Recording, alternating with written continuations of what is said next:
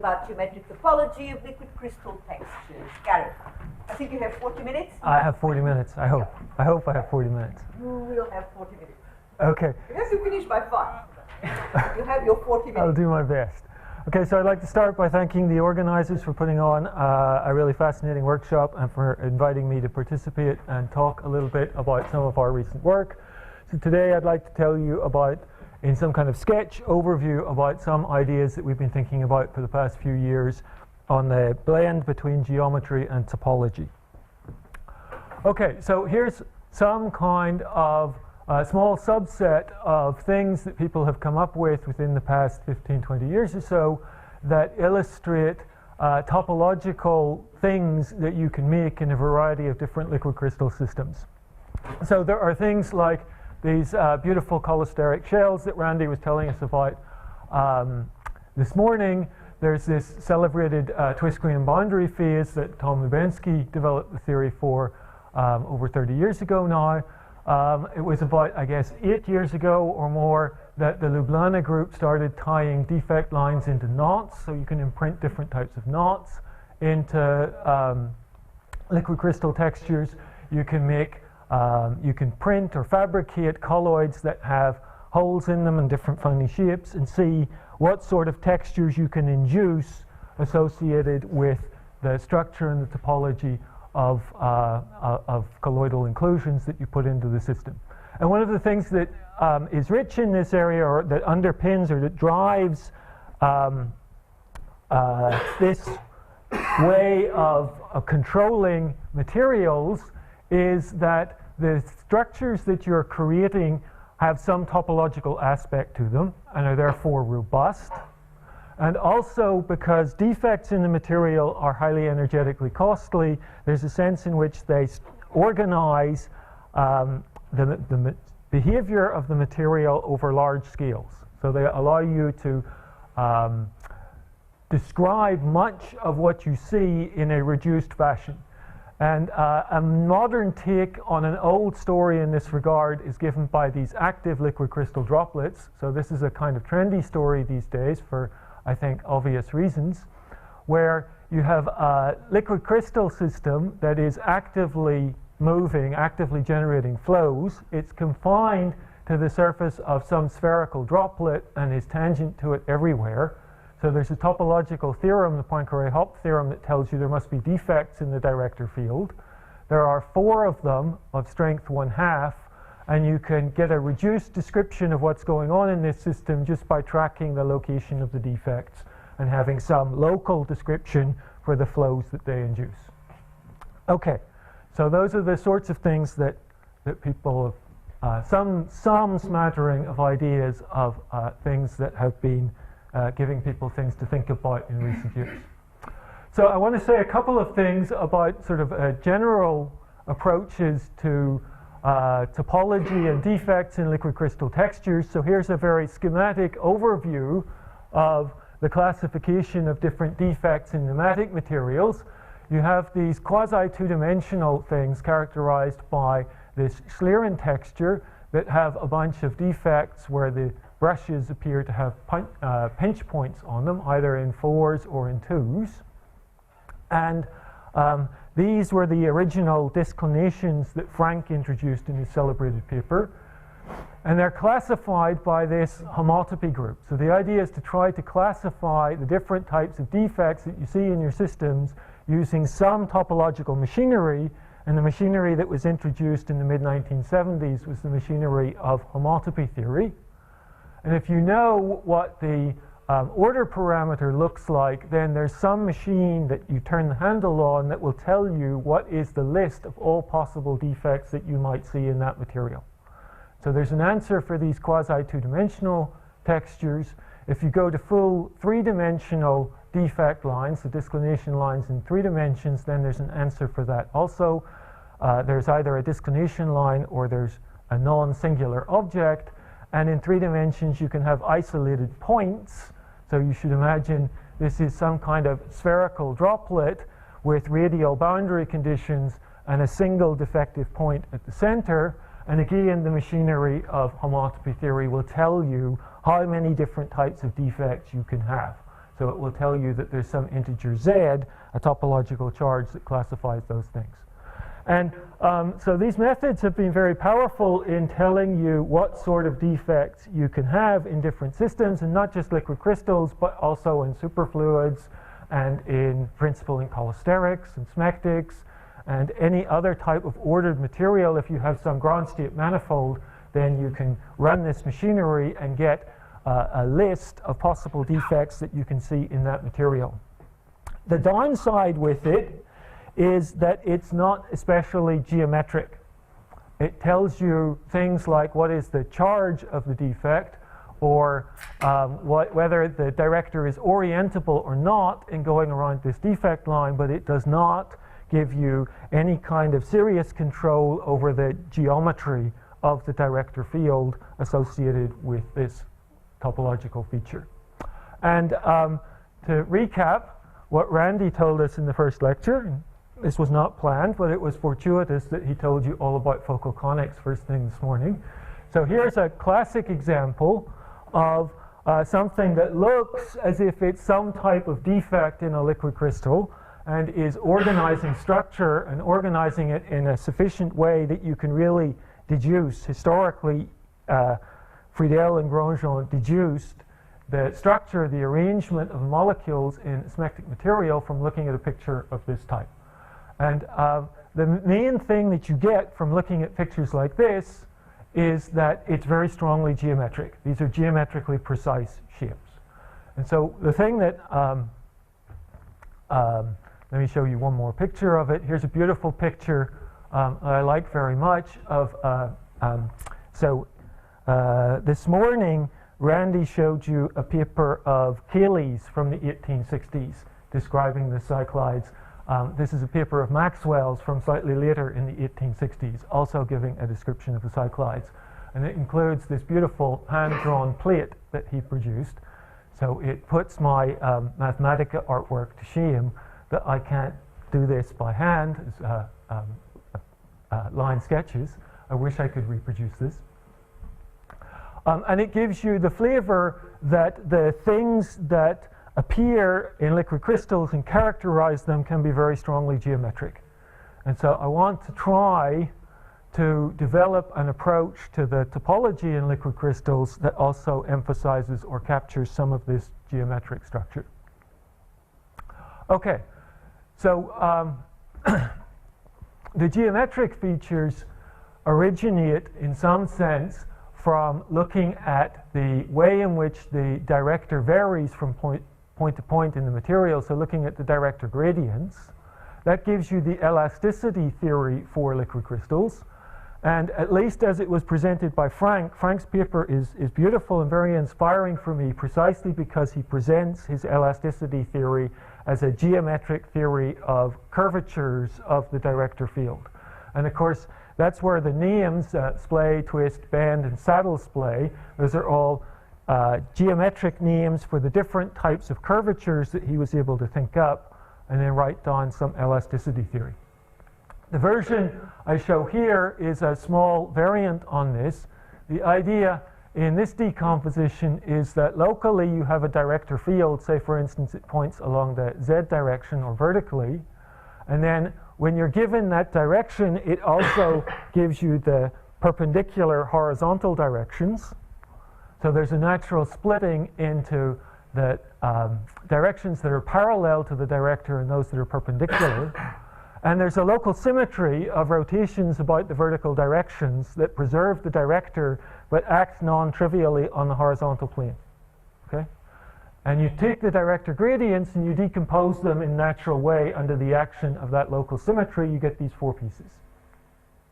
Okay, so today I'm going to try to tell you a little bit about the geometry that's involved in twist and bend. And before that, and at lightning speed, I'll show you a couple of slides briefly on the geometry that's associated with these, this last part, this traceless symmetric component, or the deviatoric part of the orthogonal derivatives. It's a traceless symmetric 2x2 matrix, so you can diagonalize it. It has eigenvectors, and the eigenvectors are the directions of principal curvature in the material.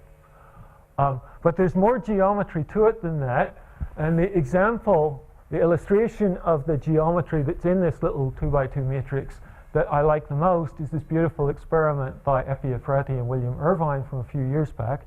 So you take two elastic sheets and you stretch them in perpendicular directions.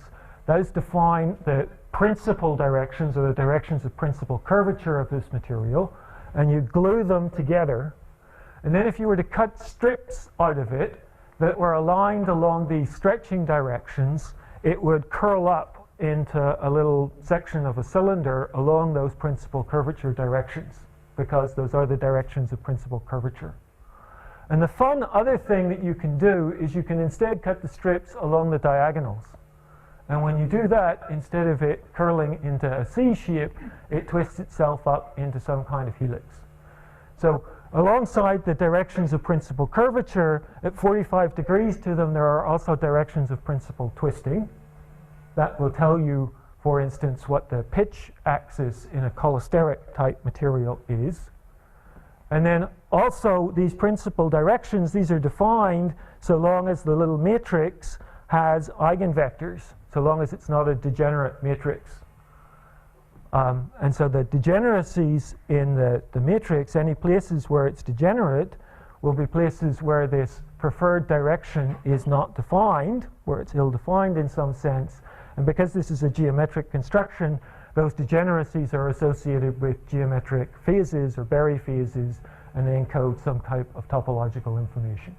And in kind of practical terms, what do they look like? Well, for instance, the places where this twisting direction is ill-defined are typically referred to as lambda lines in cholesterics, and they are some extended line-like features that you can see under optical microscopy. Okay, so I said that would be lightning fast, and I wasn't lying. So what I want to focus on first, I want to try to tell you briefly a little bit about the geometry that's associated with this twist distortion, and then in the final few minutes that I have remaining, I'll try to say some words about the geometry that's encoded in band. Okay, so what has been pushing my thoughts, driving my thoughts on thinking about twist for the past couple of years are these beautiful experiments that were done by Gregor Pozniak and the group at Ljubljana, looking at spherical droplets of cholesteric material. So you should imagine a theorist's description of their experiment is you have these spherical droplets of liquid crystal. The liquid crystal is chiral, so it would like to have some preferred handedness throughout the material. Say, for instance, it wants to be right-handed. And there are boundary conditions on the surface where the director wants to be everywhere normal to the surface. Okay, so you have normal anchoring boundary conditions and something that likes to have a well-defined twist everywhere in the interior, and so it will produce some number of singularities somewhere in the interior of the droplet. And the first thing about it is that it can do this in many, many, many different ways. And here, this is a repetition of something Tom was saying this morning, that in cholesterics you have some kind of simple setup. It's the same in all of these experiments, but it does something totally different. It does many, many different things, and they all seem to be metastable for some reason. It's also the case that the configurations that you see here are not random arrangements of defects. They're on nice straight lines. They form equilateral triangles. They sit at the vertices of tetrahedron. They form these topological molecules. They have some kind of geometry that underpins their arrangement. And we'd like to try to understand where that comes from and whether or not we can capture it. Okay, so a short list of questions, basically I've already said, that I might have in my head. We'd like to know why there are multiple different configurations instead of just one. We'd like to know, for instance, why some of the defects like to sit at the surface of the droplet and some of them are happy to sit in the interior. There seem to be two different types. Why is that? And we'd like to know what's the sort of local geometric structure. And behind it all, I would like to know whether or not these succeed in having a well-defined handedness. So if they are right-handed, what does that mean? Okay. So there is a slightly stronger geometric approach to presenting this material that uses the techniques of contact geometry that Tom was talking about this morning. But for a slightly faster approach, I'll take some argument that builds off some extreme limit of the energy and then some standard vector calculus and Taylor series. So if we start with a standard Frank free energy and think of a limit where the twist elastic constant is enormous compared to splay and band, then I will forget about the splay and the band contributions, and all I have to do is make this number 0. So I would like to find director fields such that n dot curl n is equal to minus q naught, at least everywhere where the director is well defined, so at least away from the defects. And it turns out that a solution to this problem is to introduce some other vector field with no constraint on its magnitude and choose it to satisfy this equation. So it should be a curl eigenfield, or what's also known as a Beltrami field. And then if you take the director to be the normalization of this, you get exactly n dot curl n is minus q naught. Okay? So we want to study these curl eigenfields, and in particular, I want to study them in the vicinity of defects in the director field.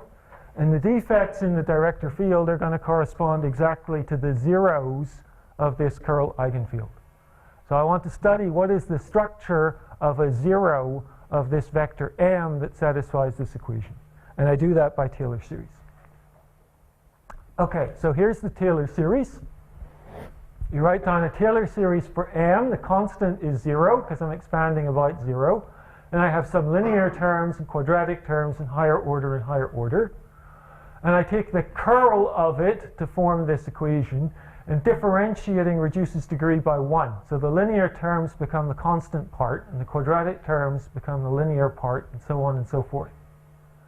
And what this little argument tells us is that the linear terms go to 0. So this is a vector whose curl is identically 0, and those things are the gradient of a function.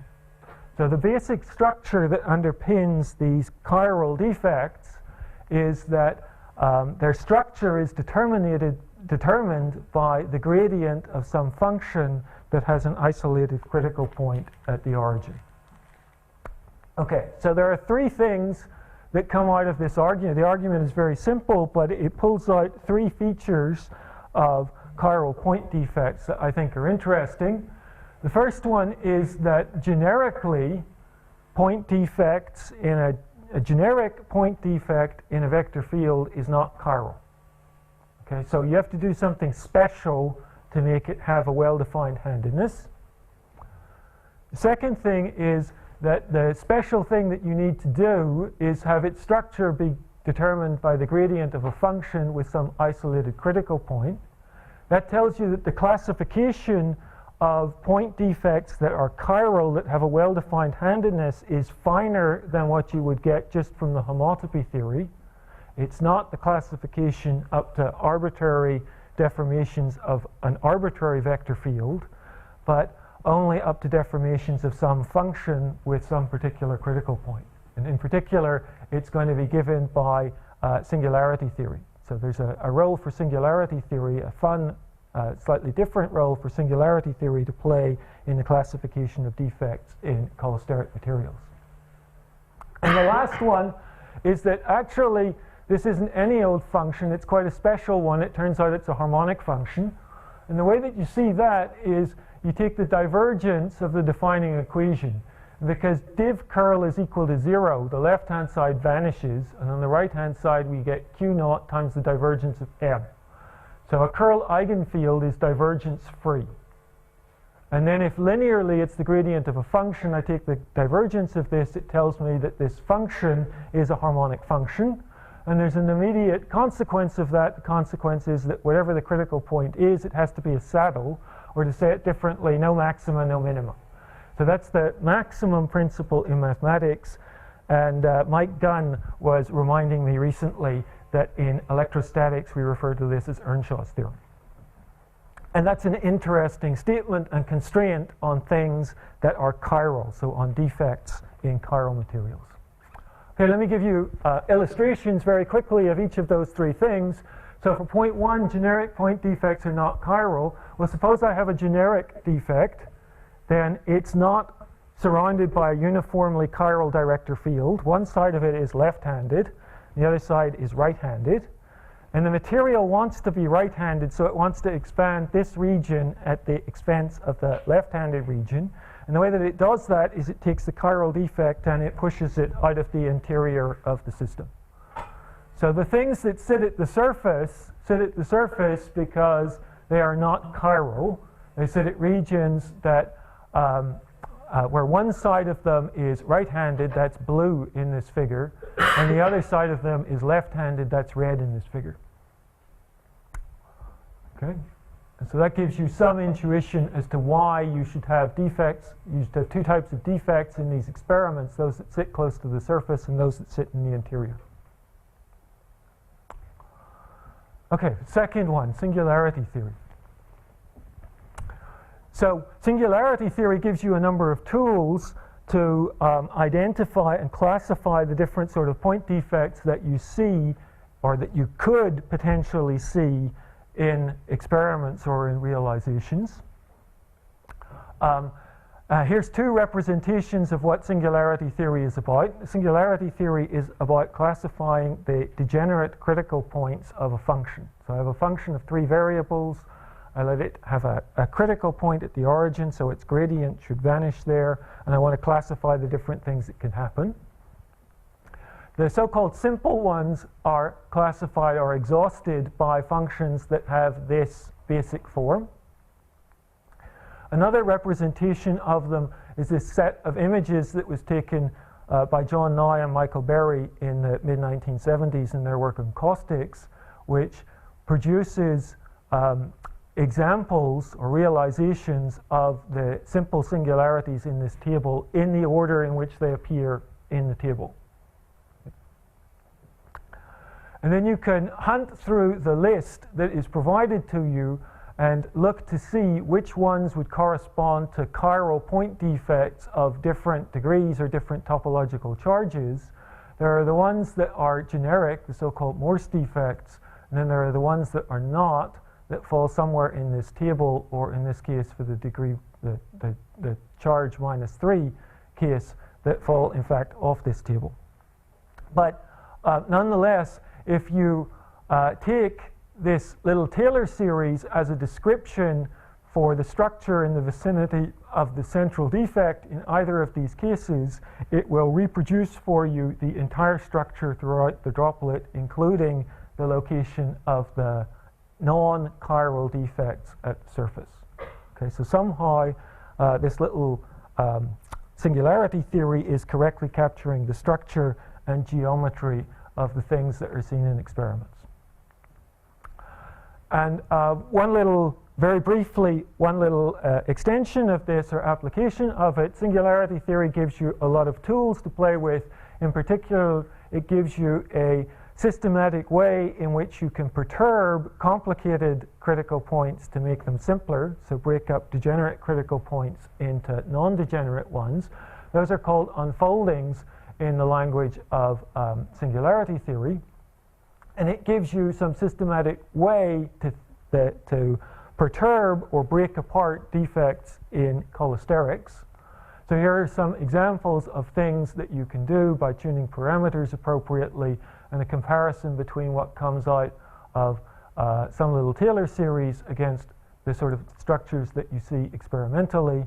And then for the more complicated thing, the story is a little more involved, but the long and the short of it is the same. There is a systematic way of breaking apart the complex defect into some simpler pieces, and those simpler pieces have arrangements with the sort of structure and geometry that you might refer to as some type of topological molecule. It gives you some idea of how you should perturb a difficult singular or complicated singularity to make it break apart in a particular chosen way.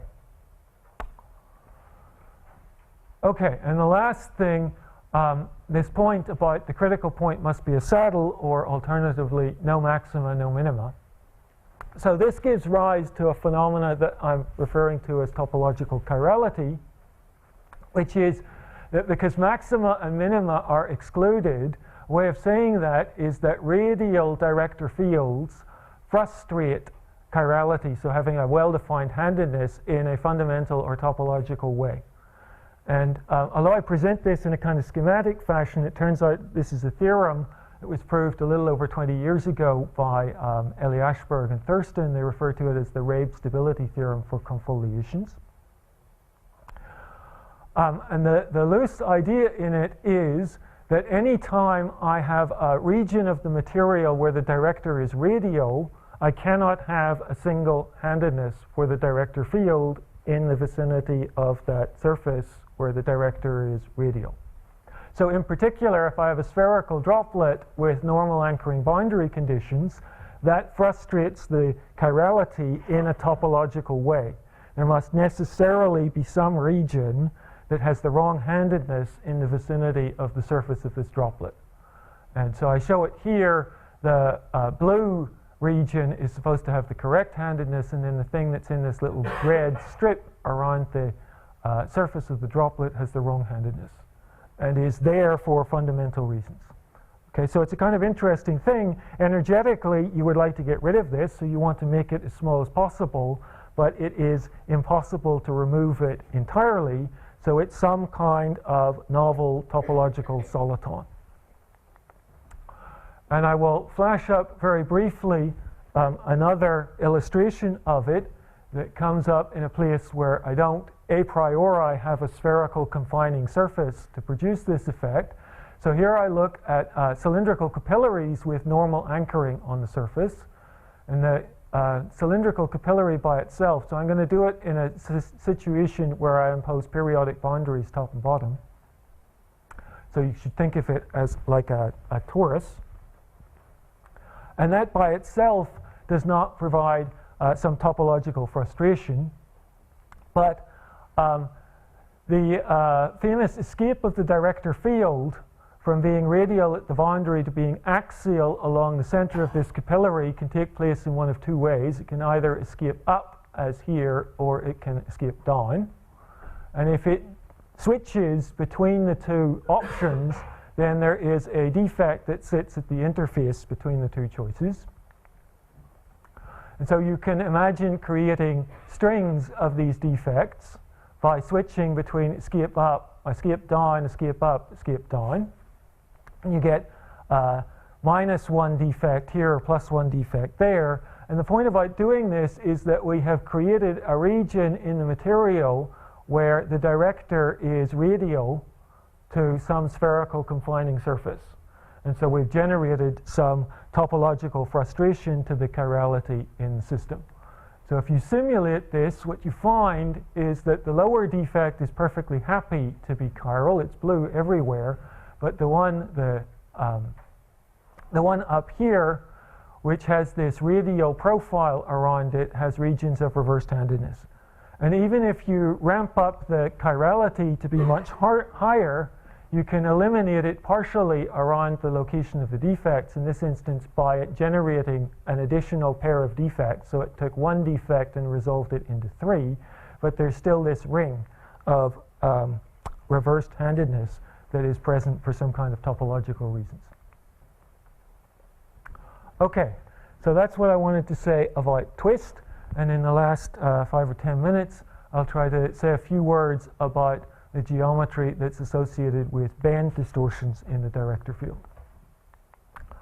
Okay, so as some motivation, as very brief motivation for thinking about this, at the present moment in time, most of my motivation is on a theoretical basis, trying to produce geometric descriptors of topological aspects or topological properties in liquid crystal textures. But looking further forward, some of the applications that I have in mind for this are places where band distortions are prominent. And one place is in active materials that have some active forcing that looks like a linear combination of the band in the liquid crystal and display in the liquid crystal. And the relative weighting of these two terms in the active force depends on whether the material is extensile or contractile. So the typical or the simplest version of the story is that if you have an extensile material, it tends to be unstable to bend distortions in the director field, and so to generate band distortions in the director. And then also, in particular, I have some interest in active cholesteric materials, and in cholesterics, it's an old result of Tom Lubensky's that display distortions are suppressed by the periodicity of the cholesteric, and so are not truly hydrodynamic modes. And so there, the only hydrodynamic deformations are the bend ones, and you expect those to dominate the deformations that you see in that case.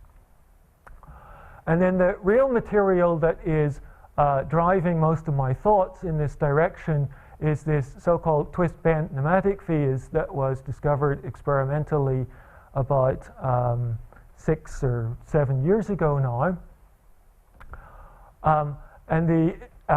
So I won't try to describe what the phase is very precisely.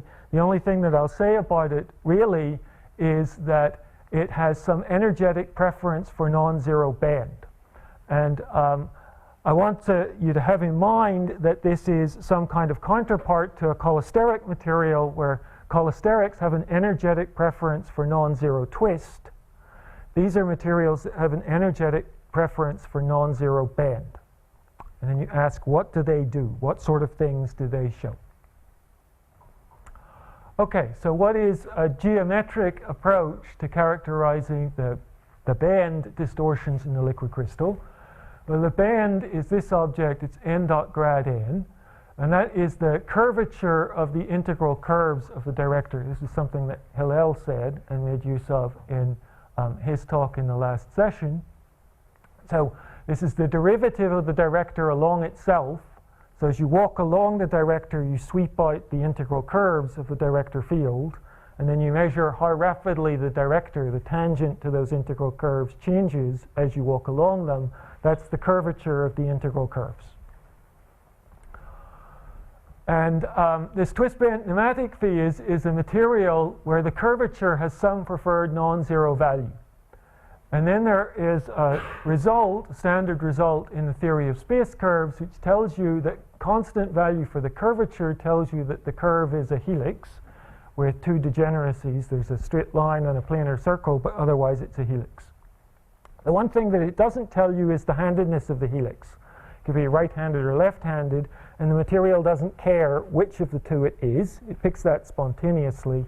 It only really cares that the band has some preferred non-zero value. Okay, so here's some examples of helices with some particular value of the curvature and equal and opposite handedness. So this one is left-handed, this one is right-handed. These crazy cartoons are supposed to convey to you that there's not just one helical curve, but somehow there's a space-filling family of them surrounding you everywhere. Explicitly, the director field, whose integral curves are these helices, has this structural form. So there's some angle, constant angle that you make to the z direction, and then it rotates with some pitch. And there's an energy functional that you can write down. This one is one that was promoted by Jonathan Selinger that I have been playing with for the sort of simulations that I'll show you some results of. There are a number of other things that all encode the same basic idea that you want the magnitude of the band to be some non-zero preferred value. Okay, and an alternative to my crazy pictures, here's some images, more traditional images of the director field as little sticks. This is a nematic phase, this is a cholesteric phase, and the one in the middle is this twist band structure. Okay, so it turns out in the geometric description of space curves, they're characterized by two geometric quantities, and completely characterized by two geometric quantities. They're characterized by the curvature, that's the bend of the director field, and by their torsion. Now the torsion, naively, is a higher order derivative of the director, and so you either would think not to include it in your description because it's higher order, or you would be concerned that once you admit one higher order term, you should admit all the rest. But the theory of space curves gives you some hope that this is a higher order term that you should keep because it's important, but also it's the only geometric one that you need, because at least for individual space curves, for a geometric description, the curvature and the torsion are enough. Right? So also with this, you get a natural Frenet-Serre type description of the entire liquid crystal texture. So there's the normal to the integral curves, and then there's the binormal. We use E1, E2 because somehow I want the symbol B for the band, so I introduce it this way. And one of the things, I'll mention only one, so one of the things that we are thinking about a little bit in this regard that is an example of what the torsion is telling you, the geometric property or feature that the torsion is telling you something about. The torsion is positive for right-handed helices, so on this side of the picture, and is negative for left-handed helices, that's over here. And its zeros are domain walls in this twist-bent nematic phase that interpolate between equivalent but distinct ground states that have the same band but just different handedness or different values for the different signs for the torsion. So the zeros of the torsion, and studying zeros of the torsion, is going to tell you something about the geometric structures and properties of domain walls in these twist-bent nematic phases. And the last thing that I have just 2 slides on. 3 minutes. 3 minutes, perfect, plenty of time. Is so the domain walls are zeros of the torsion. The other geometric feature is the curvature themselves, and the zeros of the curvature are extremely interesting geometric objects in the director field that also convey its topological structure. So those are zeros of the band itself, or zeros of the curvature of the integral curves. Zeros of curvature are called inflection points. They're codimension 2 degeneracies, which for our purposes means that in a 3-dimensional nematic material, these occur along extended 1-dimensional lines. So there's a family of naturally defined 1-dimensional lines in the liquid crystal texture where the curvature vanishes, and we're calling those beta lines. We call them beta lines by some kind of loose analogy with the lambda lines that were defects in the pitch axis or degeneracies of this other matrix, 2x2 matrix that I showed. There are defects in the Frenet-Serre frame.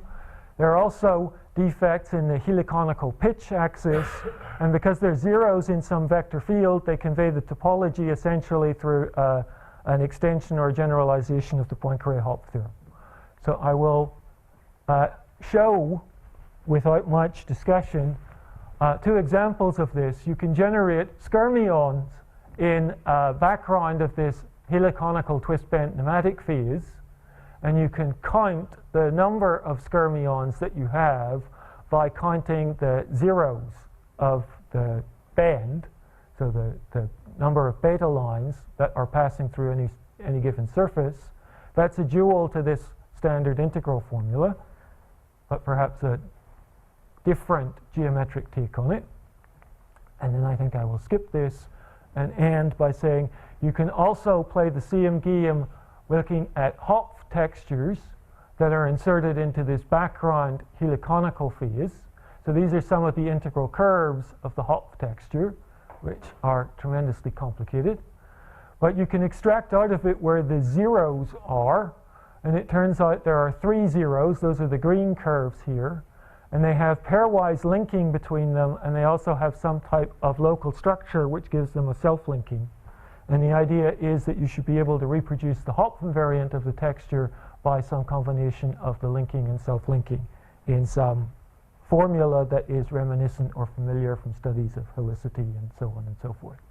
And with that, I'll skip this thing that says that they're unstable and close. Thanks for your attention. So I think we have time for one question while the speakers swap. We really, okay, Carmen. Yes, excuse me. In a lot